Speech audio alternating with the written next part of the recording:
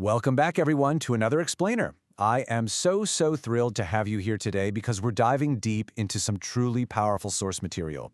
Today, we're unpacking the intense emotional and physical trials of a young boy named Patson. We're zeroing in on chapters 22 through 28 of his story, a section often called Patson's Game, and we are picking up the narrative right at absolute rock bottom. Patson has just barely survived a landmine explosion in the diamond fields of Marange, and the cost was just devastating. So over the next few minutes, we're going to trace this unbelievable journey from the very depths of despair all the way to some incredible heights of human resilience. Let's get right into it. If I could end my life, I would do it right now. Wow. Just let that sink in for a second. It's an incredibly jarring thought, isn't it? But it instantly pulls us right into Patson's dark psyche in the immediate aftermath of losing his leg to that landmine. He's been completely stripped of his autonomy, He's trapped in a body that's literally refusing to obey his commands. The physical pain is obvious, but it's that psychological agony, that crushing realization that his life will never, ever be the same, that truly threatens to destroy him here. And this brings us to Part 1, Coping with Stumpy. What's absolutely fascinating is how the source text actually personifies his amputated leg. He calls it Stumpy. And Stumpy isn't just an injury, right? The material treats Stumpy almost like this cruel, autonomous villain that Patson has to mentally go to war with. Stumpy holds all the power over his movements, demanding constant attention through pure, unadulterated pain, and forcing Patson to satisfy the leg's needs way before his own. It is a brilliant, albeit heartbreaking way to show us a character fighting a literal war within his own body.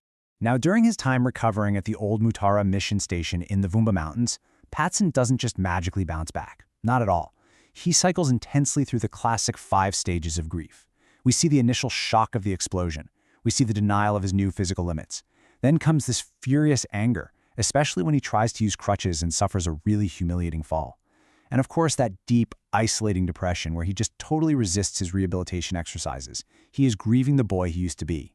Getting to that final stage of acceptance, it's a monumental struggle for him.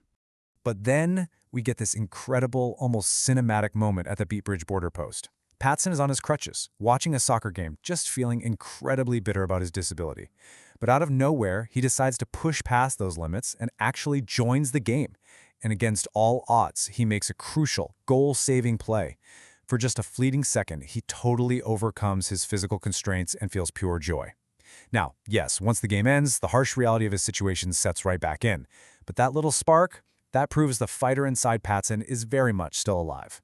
Which leads us to Part 2, Morning Arv's Egwigiana Rock.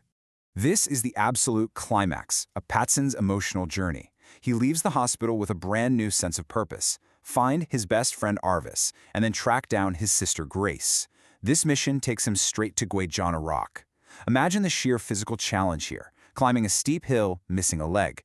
He pushes through unimaginable agony, driven purely by the desperate hope of seeing Arvis again.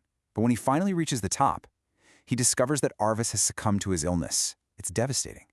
In a deeply symbolic moment, Patson buries his father's broken glasses and a broken watch right there at the site. He is literally burying his past, saying a final goodbye to the 2 most important figures from his old life. The I will take nothing more from them. In that moment of profound, earth-shattering loss, Patson makes a choice. Instead of just giving up, which he easily could have done, he finds a newfound resolve. He decides he absolutely must move forward to find his sister Grace. This tragedy acts as the ultimate turning point, perfectly setting the stage for the crazy physical trials that are right around the corner. All right, strap in. Part 3, Crossing the Limpopo River. The pacing of our story shifts entirely here. We are officially out of the emotional crucible and straight into a high-stakes, breathless thriller. Patson is on the run, caught in a terrifying tug-of-war between 2 complete opposites. On one side, you've got Commander Jesus, this haunting, relentless figure pursuing Patson to exploit him for the Jirazis, or diamonds, he has. And on the flip side, we have Boubacar, offering this fiercely protective, fatherly guidance, risking his own skin to save Patson. I cannot overstate how vital Boubacar is here. With Patson's parents and his best friend gone, Boubacar steps in as his ultimate lifeline.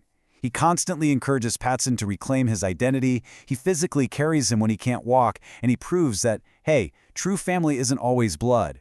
Boubacar is the anchor that makes surviving the next phase even remotely possible. Okay, let's dive into this river crossing, because it is literally a gauntlet of death. Under the guidance of a woman named Mai Maria, Patson and his group have to cross the Limpopo River into South Africa, at night. They are battling fast, treacherous currents, using nothing but bamboo poles to balance. And it's not just the water. They are actively dodging lurking crocodiles. And if that wasn't enough, halfway across, they get ambushed by ruthless armed robbers known as the Gama Gama. It is just pure, unadulterated adrenaline and terror. But surviving the river, that's only half the battle. Part 4, Surviving Kruger National Park. Once they cross the border, now guided by a man named Lennox, they plunge right into a totally different nightmare, a perilous wild animal reserve in South Africa. The survival instincts required here are off the charts. They're navigating a pitch-black game reserve on foot.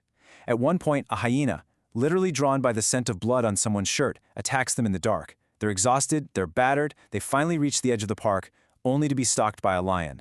Ultimately, they barely escaped by squeezing through an electrified fence. Think about that. For an amputee like Patson to survive this level of physical extremity, it proves he possesses an immense, almost superhuman level of grit. All you need is within you, boy. Amidst all of it, the landmines, the predators, the ruthless commanders, Patson realizes something incredible. His survival didn't come from some external wealth or a stroke of luck. The strength to endure all of that was cultivated deep inside his own spirit, perfectly echoing the words of a wise grandmother figure playing in his mind. And this leads us perfectly into our final section. Part 5, The Polish of Suffering. So how do we make sense of all this pain? Boubacar drops this absolutely profound metaphor that ties it all together. No diamond is a true diamond until it has been cut and polished. The same is true for a man. It's a powerful thesis, right? That extreme suffering, the sheer agony of being tested by the world, is exactly what forges a person's true character. Patson was definitely no diamond when he arrived in Morange as a naive schoolboy. He became one through the incredibly painful polish of his trials. The entire narrative just clicks into place here. Those physical diamonds, the stones everyone was literally killing each other over, were just hollow promises. All they brought was danger, greed, and grief. What truly enriched Patson was the inner strength he walked away with. He built deep, mature wells of resilience. He learned that the absolute best protection you can have in a corrupt world is closeness and connection with other people, like Arvis and Boubacar. As we wrap up this explainer, I want to leave you with a question to really chew on. We just watched a boy lose practically everything, only to truly find himself in the process. So look at the things you're striving for right now. Are the diamonds we chase in our own lives actually worth the polish of our suffering? It is definitely something to think about. Thank you so much for joining me to explore this incredible story today, and I'll catch you in the next one.